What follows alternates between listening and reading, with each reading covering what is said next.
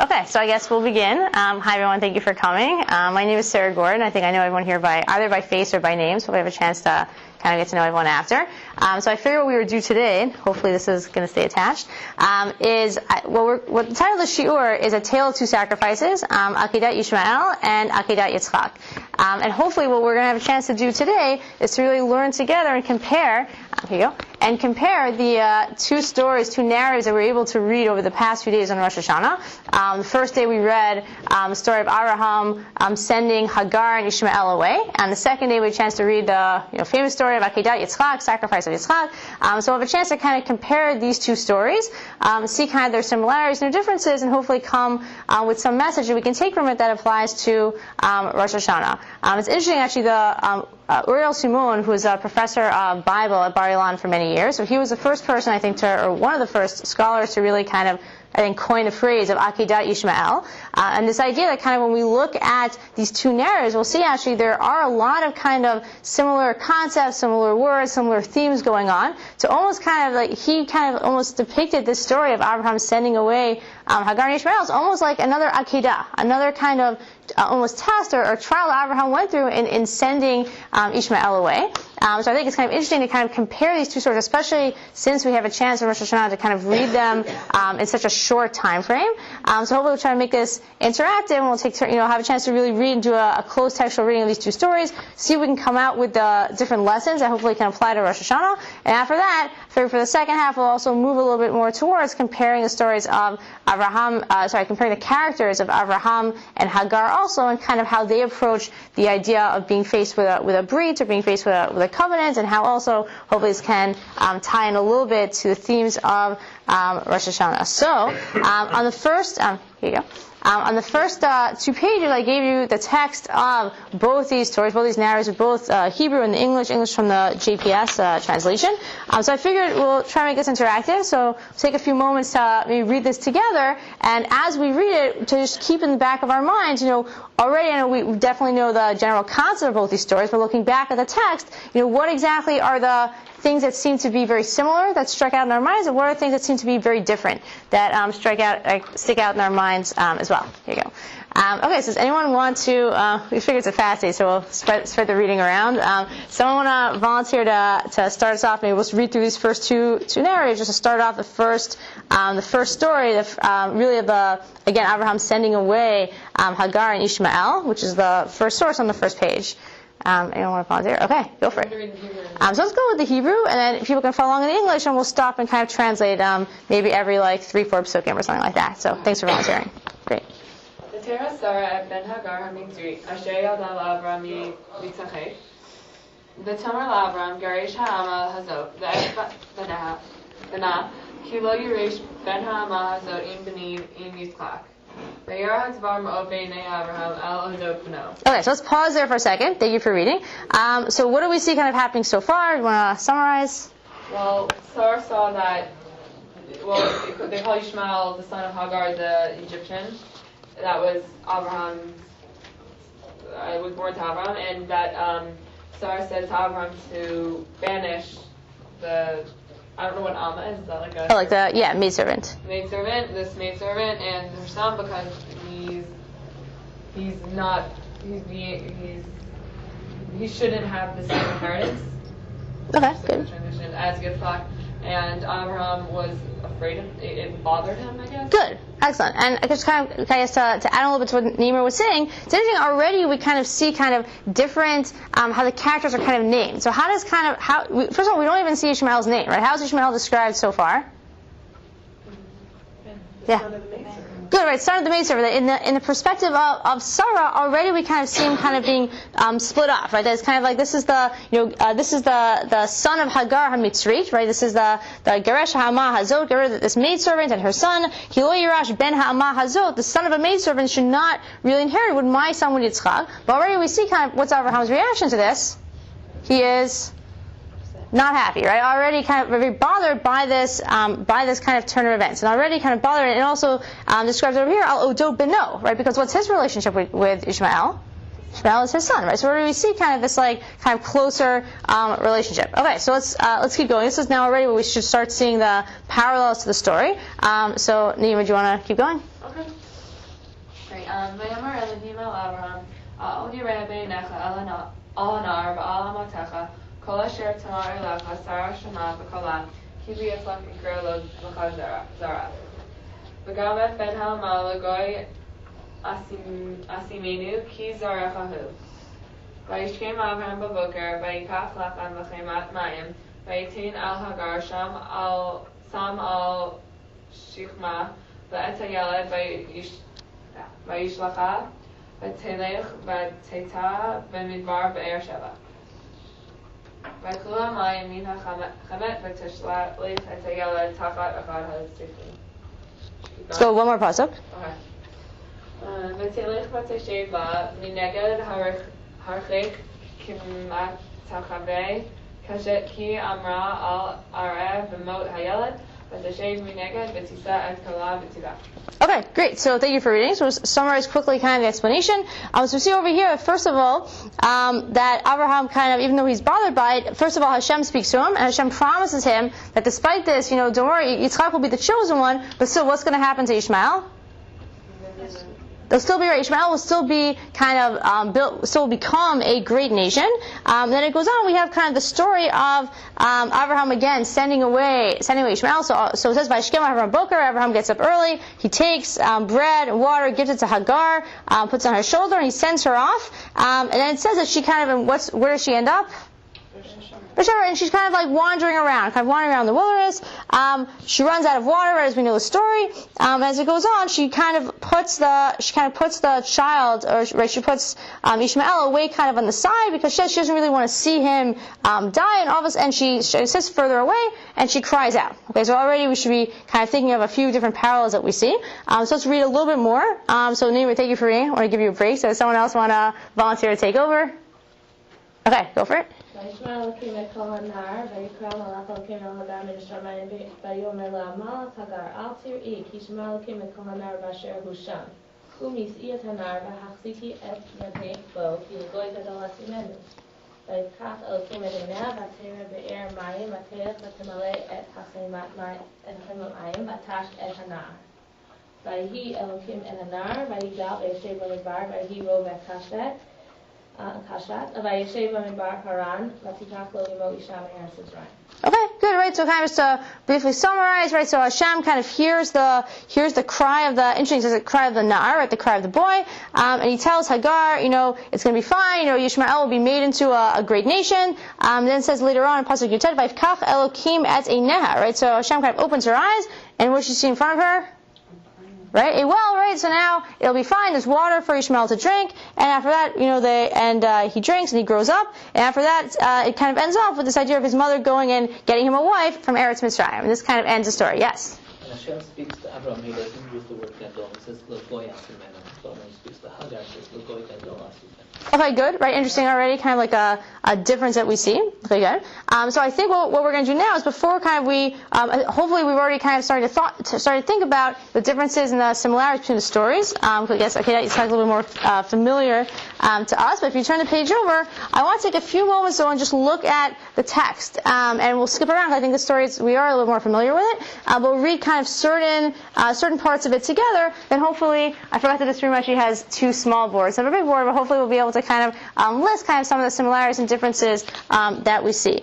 Okay, so Mr. Greer, thank you for reading. Someone else want to take over? We're actually just only going to read a few parts of the second Akeidat story. I think so. We'll have a chance to discuss a little bit more. So I think we're going to start a little bit. We'll start with Pasuk Bet, and then we'll skip around a little bit. So does anyone want to read the next source? Starting Pasuk Bet. Okay, Chali, go for it. ויאמר קח נא את בנך את יחידך אשר אהבת יצחק ולך לך על ארץ המוריה והעלהו שם לעולה על אחד ההרים אשר אמר לך וישכם אברהם בבוקר ויחבוש את חמורו ויקח את שני נעריו איתו ואת יצחק בנו ויבקע את דיולה ויקם וילך על המקום אשר אמר לו אלוקים. ביום השלישי וישא אברהם את עיניו וירא את המקום מרחוק. ואמר אברהם אל נעריו שבו לכם פה עם החמור ואני והנער נלכה עד כה ונשתחווה ונשובה לכם. ויקח אברהם את עצי העולב וישם על יצחק בנו ויקח בידו את האיש ואת המאכלת ואכלו שניהם יחדיו. Okay, great. So thank you for reading. We'll pause there for a second. Just to summarize, right, we know that Hashem, right, calls out to Abraham. It just starts off by describing, right, as Chavi read for us, take your son, right, Bincha, Yitzchak, Asher Havta, Yitzchak, right, all these kind of different descriptions going up to Yitzchak.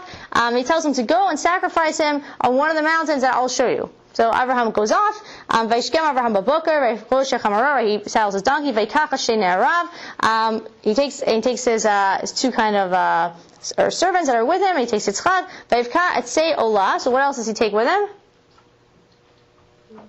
Takes the right wood for the sacrifice, and he goes into the place that Hashem told him. Later on, as we see, it says that as they get closer, right, Vayikach Avraham etzei ha'olah, he takes the wood for the sacrifice. Vayishem al Yitzchak beno, he puts it on top of Yitzchak. They take with them, right, the fire, the machal, the type of knife that they have. Ve'achlu shnehem yachdav, and they go together. We'll skip the next part, as we know, where Yitzchak starts to get a little suspicious, like if we're going here, where's exactly the animal that we're going to sacrifice? And Abraham's like, don't worry, Hashem will show it to us. So I want to actually skip down to kind of like the actual moment of the almost Akeidat, where right Yitzchak is kind of placed on his back by Abraham. So it starts off at pasuk Yud. So Chavi, thank you for reading. Someone else want to take over from pasuk Yud to read kind of like the last part? Go for it.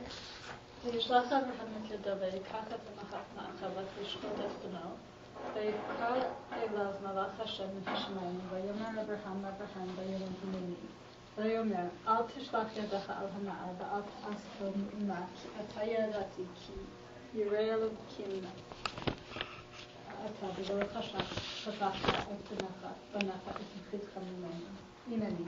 ויישא אברהם את עיניו וירא, והנה איילך אחר נאחז בסבך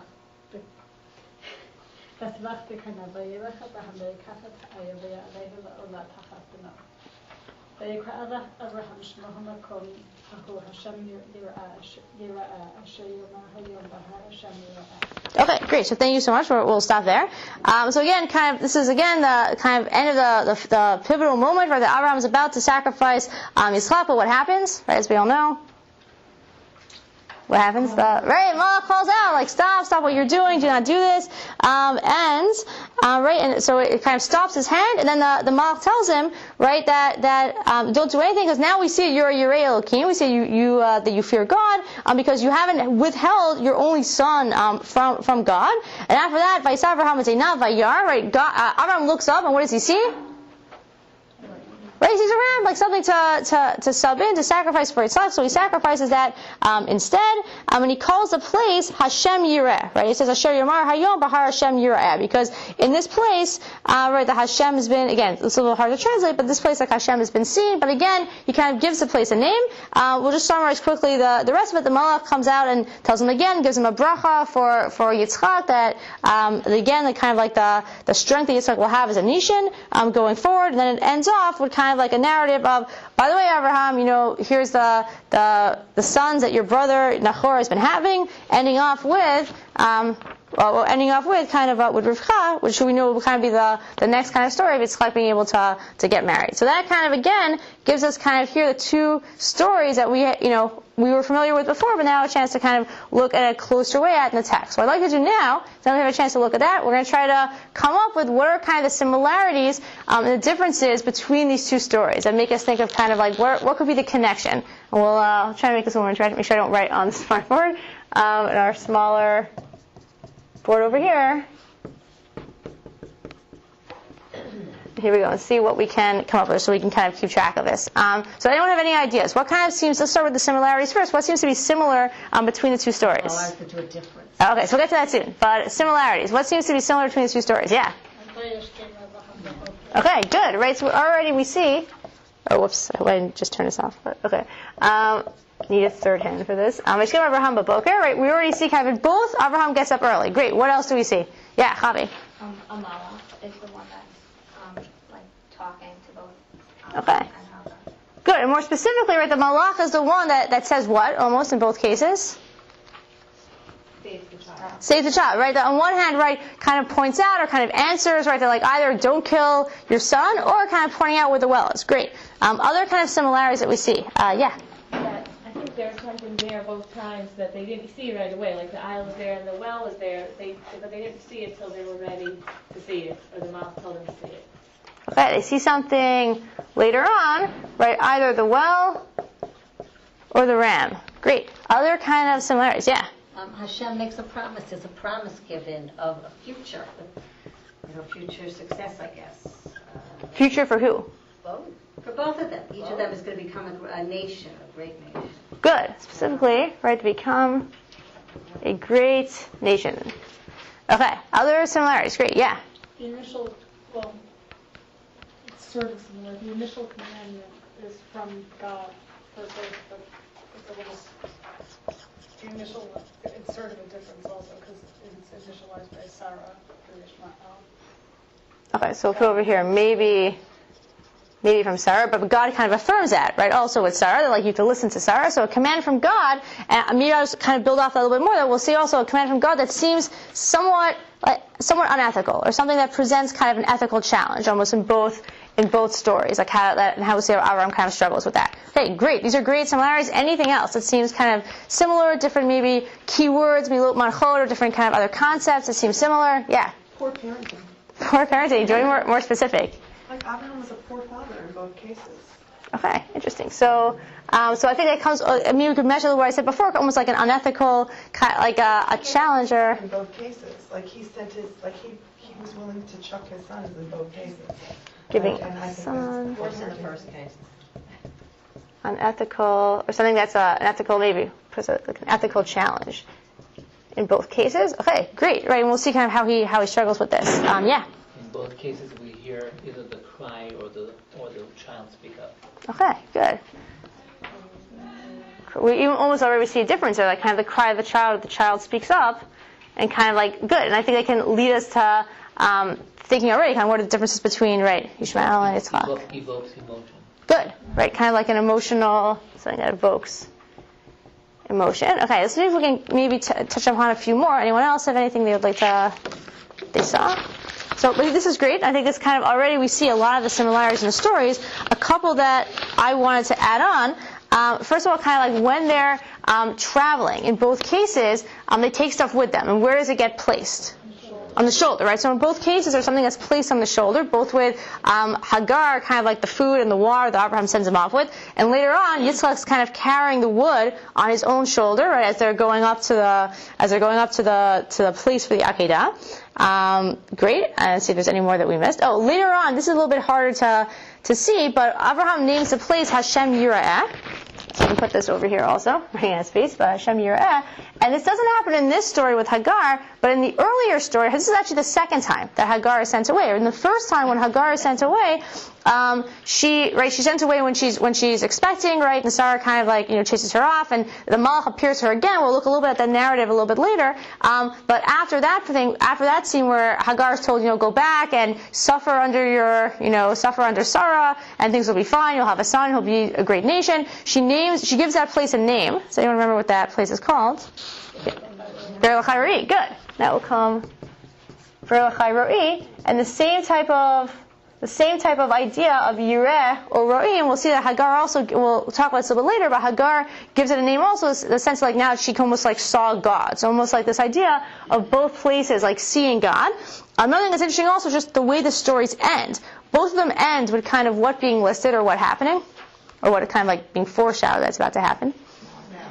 Marriage, right? The idea of kind of almost like, and there's different scholars who talk about this also, as an Akeidat story is almost like a rebirth afterwards. This idea that both with Yitzchak, right, kind of like setting, like, why are we talking about Abraham's brother and his nephews and everything that's happening here? Because later on, like, Rivka's born, that's like the next step in Yitzchak's life. While we see also with the story of Yishmael, at the end, his mother goes and finds him a wife, Eretz Mitzrayim. And we'll talk a little bit after also about how Eretz Mitzrayim can kind of tie into this as well. Okay, great. So we've seen kind of the main. Yes. I don't mean to interrupt. Sure. This is before his mother finds him wife. What mother doesn't want to comfort their child that they know is going to die? Okay, good. That why calling that a little. Good. Excellent question. Away, left him alone. Good. And we'll talk about that. I think that ties into also kind of what you mentioned also before, kind of like the emotion of the child, and then also the emotion of the parents. We'll see also. Naima. Are we Oh yeah, we're going to start differences in one second. I just want to make sure there's anything I didn't leave off. I wrote this list down before. Oh, the last thing I'll say also, in both cases, kind of death, I think we mentioned this also, but death seems certain. Like it seems for sure that the child is, at least in Abraham's eyes, is going to die. And for Hagar, for sure. She doesn't even want to see it, right? As we just mentioned, she kind of moves away from it. Okay, so I think, and the other thing is different milot, manachot, different keywords we see is kach. The word kach kind of comes up a lot, the idea of taking, of going, and the rest I think we'll come up with when we get to differences. So, usually, I'd like to say that usually my handwriting is neater, but that's not really true. My class knows, but hopefully we'll be able to see it. Okay, so differences. Who came up with different differences? Yeah. In the story with Yishmael, we see that Abraham expresses distress over it, whereas with Yitzchak he seems not in the beginning nor in the end. As he doesn't express distress, and he doesn't seem to express relief at the end either. Good. Good, right? Almost interesting. Or why is he only showing kind of like emotion, or he struggles with Yishmael, but not so much with Yitzchak? Great. Yeah, Naima. It's just kind of like a technical difference. There are lots of characters involved. Like there's Sarah and Hagar and Yishmael, but in Akeidat it's just Abraham and Yitzchak. So it's kind of like the amount of parents involved, I guess. Okay, good. We're kind of like good. How do we see that's interesting also when we look at those stories to see kind of almost as foils, right? Especially Hagar and Abraham, how they both kind of, if it's like a type scene of an Akeidat, how they both react to it. But you're right, there's definitely a lot more characters happening in that than other ones. Yes? Who's the first difficult person who felt they could, sort of debate God, ask him change the decree? It doesn't have to be so.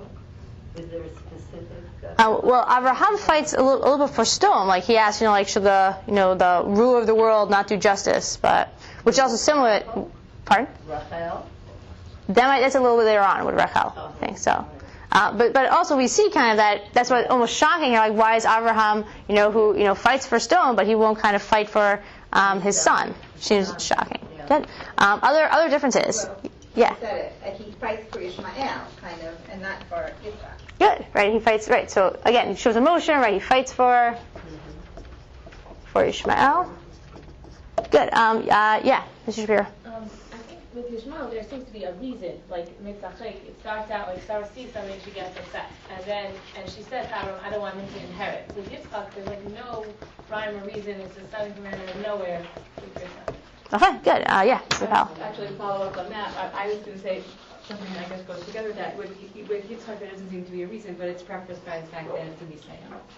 Interesting. Oh, what was it with Yitzchak? It says like there's no reason, there's no practical reason, but the first pasuk says that Hashem Yisad Abraham. We're told it's a test. Okay, interesting. Pretty good. I want to actually come back to that point soon. Any other differences that we see? Kind of, yeah.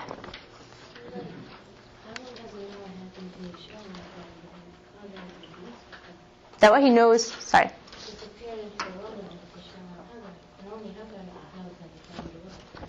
Excellent point, right? Excellent. That really with Yishmael, right? Abraham doesn't even know kind of what happens to him, but with Yitzchak, kind of like they come back after. Right? With Yishmael, you're right, he kind of like disappears. Almost like his life isn't taken, but he kind of like disappears from Abraham's life in that situation.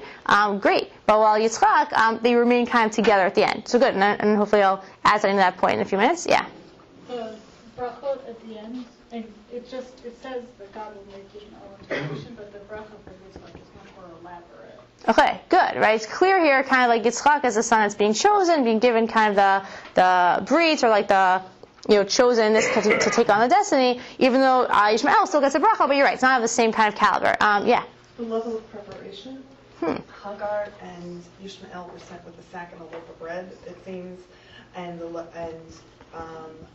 Abraham and Yitzchak had an elaborate preparation to go.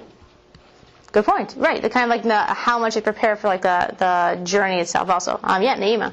Also, if you're going to say it's like a decree, I guess Sarah doesn't necessarily say that Yishmael has to die. She just says he has to leave. But Yitzchak is decreed by Hashem to go die. So it's already and automatically like goes up to the death, goes up to like the level of death. But with Yishmael, he's not necessarily going to die. Okay, right, a little more indirect, right? Like maybe, right, like they might have found something at the end. It didn't have to be for sure that he was going to die, even though it ends up kind of, being sent out to the wilderness. Like who knows what's going to happen? But Avraham taking the machal, like he's actually taking the knife, a little bit more direct. So it's also an excellent point. Any final thoughts on other kind of differences? Yeah. when Avram gets up early in the morning, with Akeidat, he has a mission, and he knows that he's going somewhere. But as opposed to Yishmael, he's getting up in the morning, but it's not clear that he's going anywhere himself. Okay, good. And I would expand that kind of a splitting between maybe Abraham and Hagar. That with Abraham, it seems that even though he's actually not given an exact kind of location, he's told like go to the place, in which I'll tell you from the Psukim. Abraham seems to have a lot of direction. If we look back, kind of it says right that Vayelech El Hamakom Asher Amar Lo Elokim. That almost like he knows kind of where he's going. But we know with Hagar, when she's sent off, kind of what happens with Hagar. She wanders, right? Almost this idea of kind of, put over here, kind of wandering, kind of just to build off your point, kind of extend it a little bit to Abraham Hagar. This idea of kind of like Abraham also, like does he know where he's going? Does he not? With Akeidat Yitzchak, there's a lot of kind of direction. Well, I feel here with kind of Yishmael, it's a little bit kind of, especially with Hagar, she's kind of wandering off. Like it's unclear kind of where is she going. There's not so much of a mission in what's happening. Okay, great. Yeah. Actually, getting back to the similarities, Hashem by Yishmael is using Sarah as the mouthpiece. Everything that Sarah says, kosher, tamari lachasar, shma b'kolam. Right. And by Yitzchak, he says, I'll let you know. Right. Right. It's like, well, right. Later on, maybe we'll see what's going to happen. So good. Right. Also. Asher amari lacha again. Right. Kind of like more information will be revealed later on. Okay. Great. Any other final thoughts?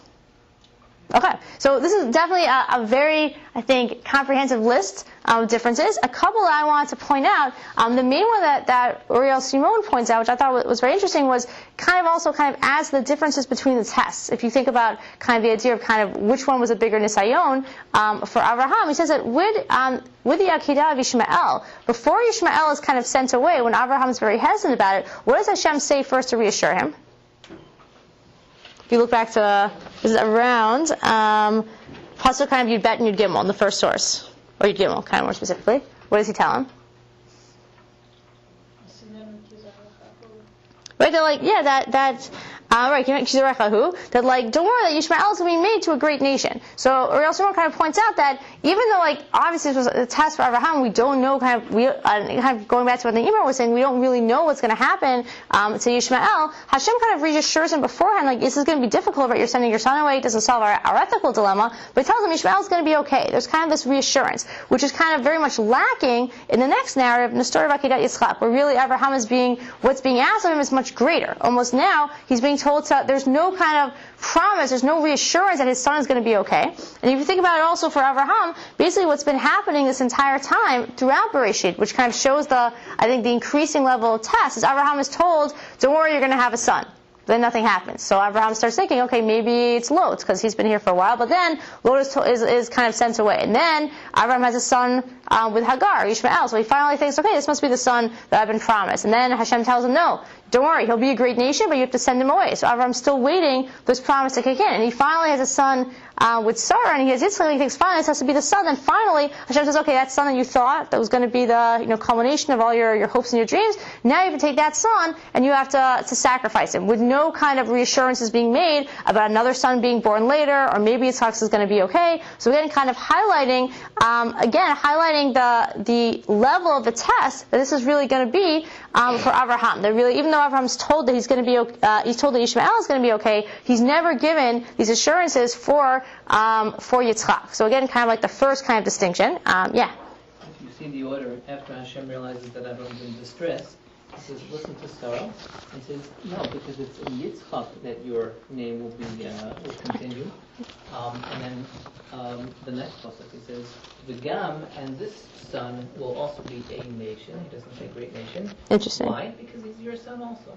Right. That they'll still be right. So it's a good point, right? That they'll still be. He's also your son. Don't worry. We'll give him something. It's the other one that I have plans for. Right. And by the way, this one also, don't worry about it. Right. Okay. True. So I think again, just come back. I want to move into about 10 minutes left. Just moving into kind of our last part.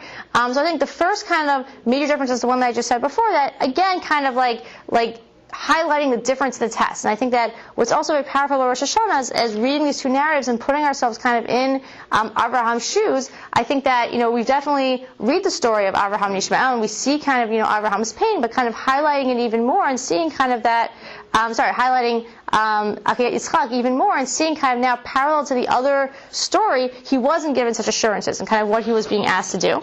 I think also this kind of using this imagery of an Akeidah for the story of Abraham and Yishmael also kind of highlights for us really Abraham's struggle and the fact that Abraham really had this relationship with Yishmael that was also just as powerful almost later on as his relationship with Yitzchak, and how much kind of Abraham went through when he was being asked to kind of do this act, of being asked to kind of like send Yishmael away. And just to point out, if you look at, I just included some sources on the third page. If you look at kind of like the source number 5 and 6 actually is the Mishnah Masachet Avot, or the famous Mishnayot that tells us that Abraham was tested 10 times, the 10 tests of Abraham, and the Rambam on his commentary on Masachet Avot in source 6 lists basically Hatishi Harchakat B'no Yishmael, and lists this idea of sending Yishmael away as really one of the tests that Abraham had. That again, kind of putting it almost in the same level. Again, the Akeidat was obviously a much greater test, but again, showing kind of the challenge that this was to Abraham. The Rambam goes on to say, right, Kvar He'ida Katuv Kama Kasheh Hayad Dvar Lav, right, and the pasuk already reveals, how difficult this really was for Abraham to do. But seeing kind of, I think this story in an Akeidah imagery also kind of shows us the struggle that Abraham had to go through, and this idea again of sacrifice that he's struggling with throughout his entire life. It's interesting that Uriel Simon in his article, he actually kind of ends his article by pointing out that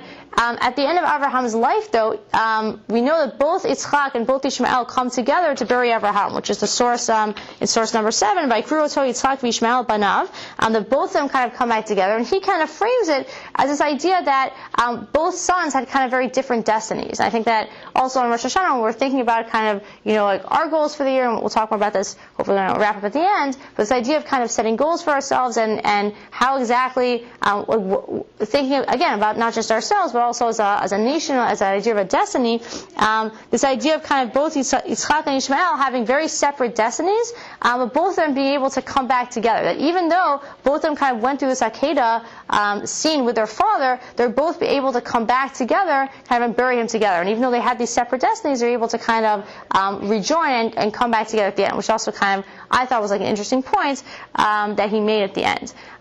So that's kind of like the first major difference I think that's seen. The second major difference I want to talk about a little bit more is the differences between Abraham and Hagar when they go through kind of again the scene of sending away Yishmael. How both Abraham and Hagar kind of react to this idea of kind of being challenged or being pushed in this situation.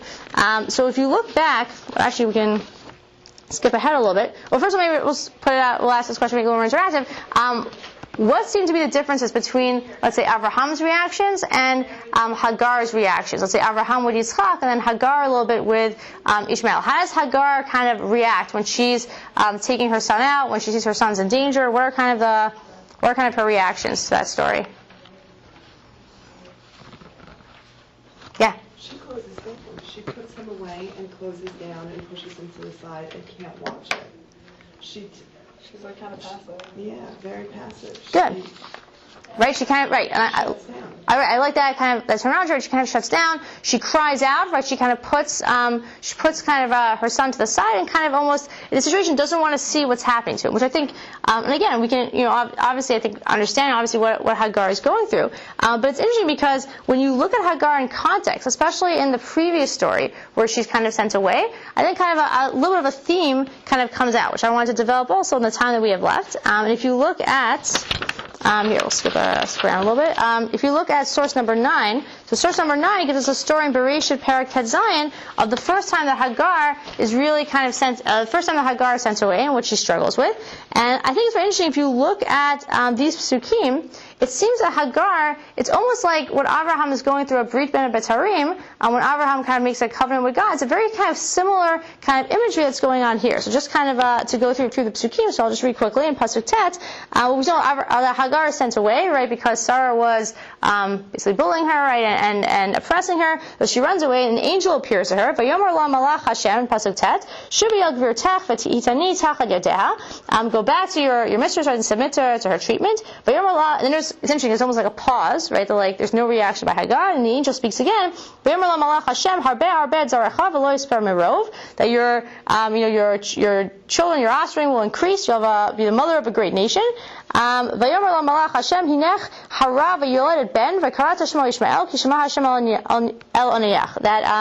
That you'll become pregnant, and you'll have a son, and the son will be born, and you'll call him Yishmael. And we saw, as we mentioned later on after that, as she's told a little bit more about Yishmael, Vatikra Shem Hashem Hadaver Alea Ata Kalra'i Kamra Hagam Halom Ra'iti Achar Ra'i Alken Kara Leber Be'er Lachai Ra'i. So again, this idea, she calls kind of, this idea, after speaking to Hashem, this idea of this well of seeing, that she was able to kind of see God. So I think it's very interesting if you think about it.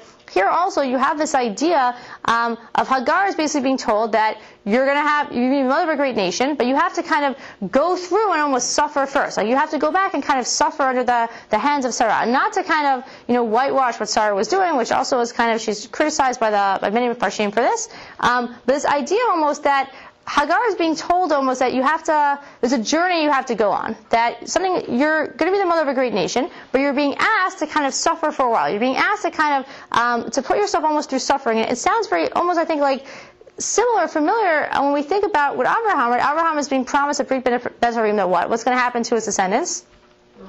They'll be slaves, right, in a land, and only much later on, after they're slaves in that land, will they be redeemed, and only then will become kind of like a great nation.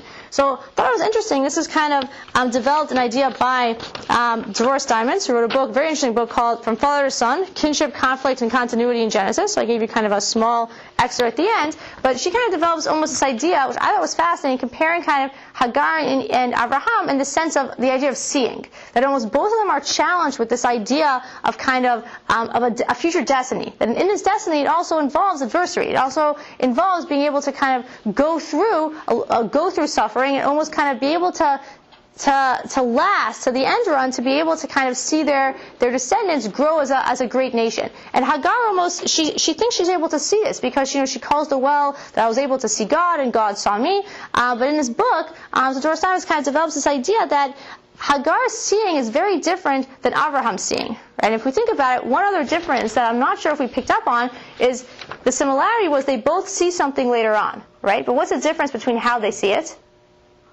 Between Hagar and Yishmael. When Hagar sees the well and Abraham sees the ram, if you want to look back, what's the difference between how they see it? Yeah. With Hagar, it says the well opened her eyes, but with Abraham it says Abraham lifted his eyes. Good, right? And I think this is kind of like a nice kind of way to close, to kind of develop this idea of seeing, that with Hagar, she needs help seeing. I mean, she's not able to kind of see the well, to see kind of the salvation. It has to be, her eyes have to be opened for her. She has to be kind of shown it. Well, Abraham, as we already saw, kind of has much more of this direction during the whole Akeidat scene. He's able to kind of see it directly. He sees it himself.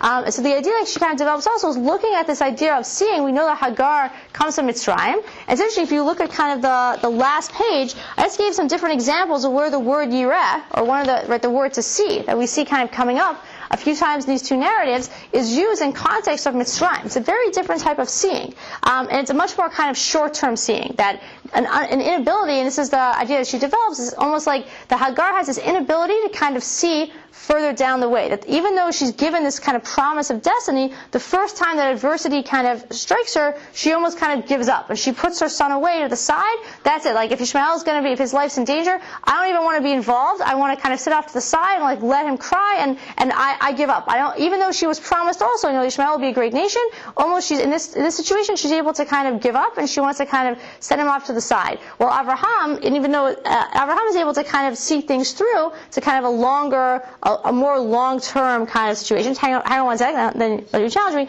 But just to see the kind of like the few different ways that you're able to see the word see, which I thought was interesting, is that in general, the seeing when it's associated with Mitzrayim is much more short-term. That we know Abraham is very scared when they go to Mitzrayim for the first time, and this is in source number 10. If they see you, right away, they're going to take you. Like right away, kind of for immediate gratification, you'll be taken. Well, I think the most kind of striking example is with Lot, when Lot kind of sees, when he's trying to decide what territory he's going to take when he splits off from Abraham. It says, Vayisal Lot Tadena Vayar. He raises his eyes and he sees, and he chooses stone, which is also associated then, it looks just like Eretz Mitzrayim. This type of again, choosing kind of financial or the money comfort that Lot will have, even though he knows the people of Sodom are much kind of are getting kind of like are wicked and will not be the best influence, as opposed to Avraham, who's taken that when Hashem tells Avraham to kind of look further out and see kind of Eretz Yisrael and see the land that you're going to be given, he's being asked to kind of see long term, kind of as opposed to kind of short term. Thoughts and reactions? Yeah. I'm still just very struck by all the emotion in the Yishmael story. Yeah. Abraham is upset, he seems to, distressed, does he argue with Hashem? But I mean, there's some implication of emotion. And even Hagar, she walks away from it, but she just can't bear the thought that her son may die. I mean, it's very emotional. Whereas Akeidat Yitzchak seems, maybe there's emotion underneath, but the text is about as emotionless as it gets. I mean, even when Yitzchak, kind of confronts Abraham and says to him, what's going on here? Abraham's answer, Hashem will provide the sacrifice. It seems to me like so devoid of emotion and feeling, and yet, what I mean? You have the previous story of Sodom and Gomorrah, where Hashem and Abraham really go at it, and yet Abraham is just like there's no emotion. And Sarah, Sarah is such a big part in the first one. She's the one who instigates it. Right. She doesn't even know. Right. I mean, there's no sense that Abraham even says anything to her about what's going on. And of course, the midrash that's why she died. Right. Because for sure. No, I definitely hear. I echo your thoughts as well. I spent much of Rosh Hashanah actually debating. I was talking with a few friends. We were really debating kind of the story of the Akeidat, and none of us really had any good answers. Why is this kind of presented as a model? Is this a positive model? Are we supposed to be? Is this supposed to be kind of like the something to emulate? Like how do you teach the story even of an Akeidat? So again, I definitely have many more questions than answers when it comes to these narratives. One thing that I was thinking about though was maybe the lack of emotion, which we pick up on. Perhaps maybe for Avram, almost like again, maybe it was almost like so difficult for him that he almost switches into autopilot, like almost that he has to restrict himself from emotion. But I'm not sure. I think the story is very disturbing. That almost why is there kind of this total lack of emotion? The one thing also though, which is interesting, is as opposed to kind of the story with Hagar, is it says I think I underlined this part at the end, that they both go together. That almost like, and it's a question again, like, how old was Yitzchak? Does he really know what's going on? He's like asking his father, like, oh, so where's the ram? And his father's like, no, don't worry, like, we'll find one. But this idea, like, did Yitzchak know what was going on? And then they decide to go together. Was he almost like complete, was he also kind of like a willing participant in the Akeidat or not? Yeah. I don't know whether this idea would carry through, in terms of what precedes this and then what succeeded. I don't remember the text, deeply enough, but everything that we've been saying, and also thinking about what you said a little bit earlier about how, each time Abraham has kind of promised something, but, had the ear taken away or potentially taken away or isn't yet getting it.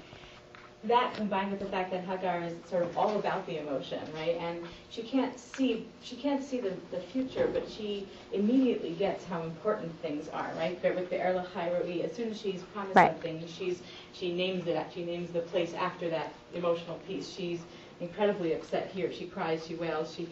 So she needs her eyes open, but to the future. But she has her eyes very much open in the present. I mean, even casting her eyes away from her son is really about pain. It's not about ignoring pain. It's about feeling pain. It makes me feel as though Abraham is very mission driven, and Hagar is very maternally driven. Which isn't to say that Abraham has no paternal instincts, but it seems as though, like by the time of the Akeidat, he's argued on behalf of the people of Sodom. He's done a lot already, in teaming up with God and. Accepting whatever he's given. It seems almost by the time of the Akeidat, he's almost sort of on autopilot. Right. This is my mission, the mission, the mission. Right. And he gets, I think we see him, I don't remember the words, it's been a long time, but I think we see him again expressing some degree of emotion right after this, right, with Sarah. When Sarah dies. So, but she's been his partner forever in the mission. So I almost feel as though like this is like an emotion versus a, what this first of the Avot is supposed to be represented. Yeah, I think that's kind of a great way of putting it, because in the book I was reading before that I quoted from Devorah Steinman, it's like she really kind of like gives Hagar kind of like almost like takes her to task. But this idea like Hagar like cannot see long term. Like she sees adversity, she sees like conflict, and she gives up right away. Well, Abraham, kind of as you're saying, Abraham is much more mission driven. But I think it's a nicer way to kind of frame it that they're focusing on different things, and like perhaps more is being demanded of Abraham here, but it doesn't really take away from the maybe more natural emotions that Hagar is showing. Just before we wrap up, there's one other point that's interesting, is going back to the Akeidat. One other idea that I heard, again, not so much a topic we were dealing with, but struggling with the concept in general, is perhaps, if we look at it as a little bit contextual, like in the ancient Near East society, child sacrifice was so kind of rampant and was so kind of like something that was demanded, or it seemed natural it would be demanded, that perhaps for Abraham, almost that maybe it's almost like inevitable that like the thing that